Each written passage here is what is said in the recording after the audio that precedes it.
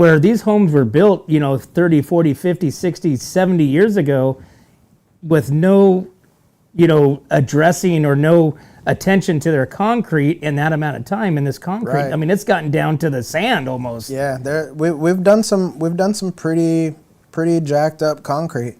We Cayucos has we've done quite a few projects over there now. We just did another one in Cambria. The customer was super happy, which it was a crazy job because it was like, I love all these communities where it's like 1 minute you're at the beach and then all of a sudden you're in the mountains. Right. And when I went and I bid this guy's house, it was like up this dirt road, up this mountain, and his driveway drops back to his house.